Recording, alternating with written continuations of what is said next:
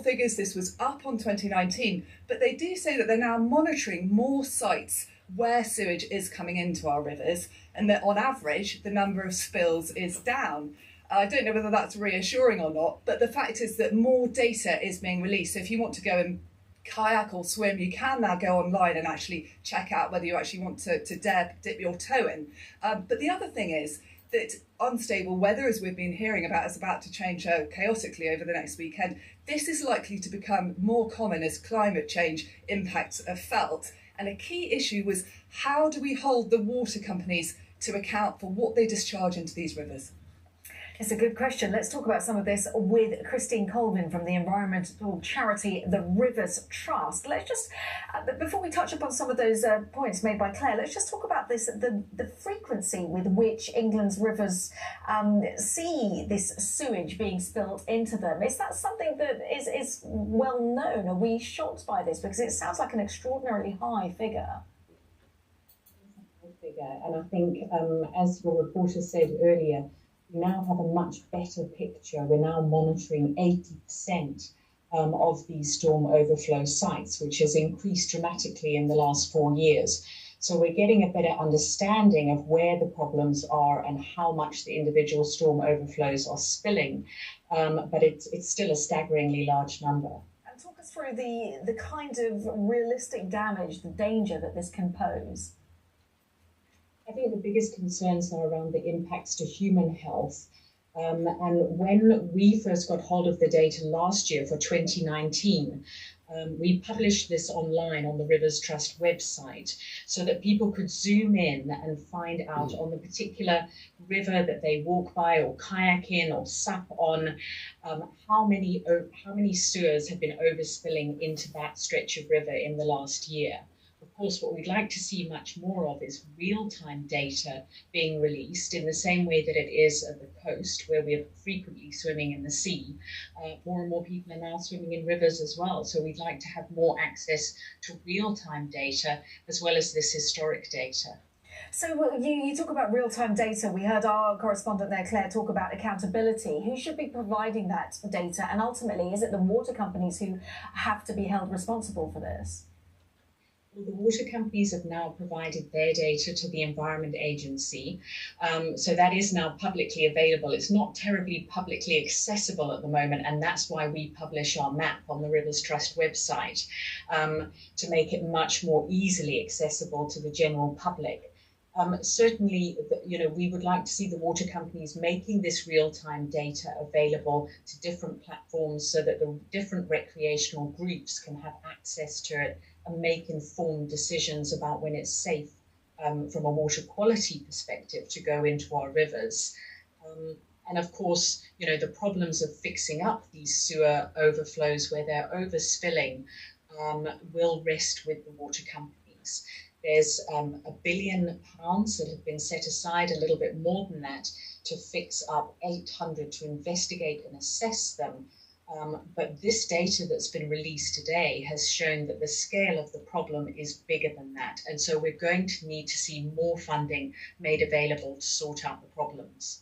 So when the Environment Minister is promising to bring in legislation, is that something that you welcome, or is it you basically is it money to spend on rebuilding the infrastructure, on fixing what's broken? Well, we welcome the commitments to the new legislation. It's been a real pity. There was a great private members bill that was being brought forward by an MP, Philip Dunn, that really addressed this whole problem holistically, because sewers overspill because there's more rainwater ending up in them, because our towns are bigger than when they were first designed.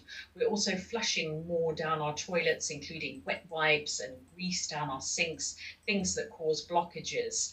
And so they're coming under increasing pressure, plus our roads are expanding, and that network's also contributing to the problem. We need to start rethinking this infrastructure, and especially looking at how do we start regulating and introducing nature-based solutions, what's called sustainable urban drainage, into our towns and cities. How do we retrofit our towns and cities to make them more permeable, much greener, and to slow the flow? into our sewer system. Christine, a lot to think about there. Thanks so much for sharing your thoughts, Christine Colvin from the Rivers Trust charity. Thank you. Some British Pakistanis are flouting lockdown rules by travelling to Pakistan during the pandemic. In January, there were more than 30,000 journeys between the UK and Pakistan, with many of those travelling using their dual nationality. Now, it led to one Pakistani city being placed under lockdown earlier this month because of the discovery of a UK COVID variant. BBC Asian Network's Rahila Bano reports.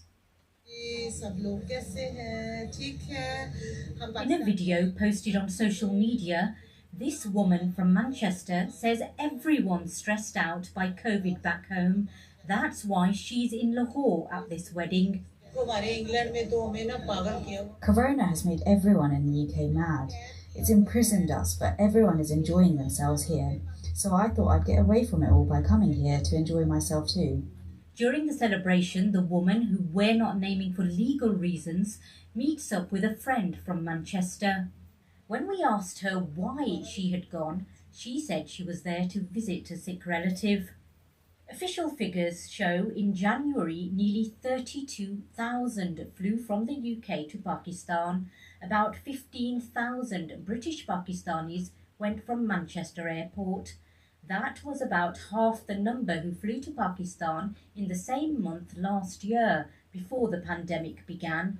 For India, the drop was larger, 82% down, and for Spain, it went down by even more, by 95%. Although some British Pakistanis are travelling for legally permitted reasons, one travel agent from Greater Manchester says about half who've booked with him are not. Out of every 10 booking, as I was saying earlier, 6 I get inquiries Pakistan. Out of the 6, I would say half of those refer to people who just want to escape. The other half are genuine reasons. The influx of British Pakistanis led to the discovery of a UK COVID variant in the city of Mirpur.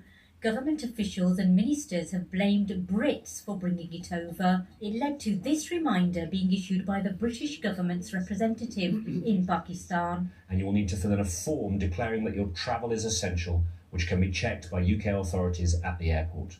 With more than 500,000 COVID cases there, both the UK and Pakistan governments are looking at bringing in stricter rules. There are more restrictions in the pipeline, I think.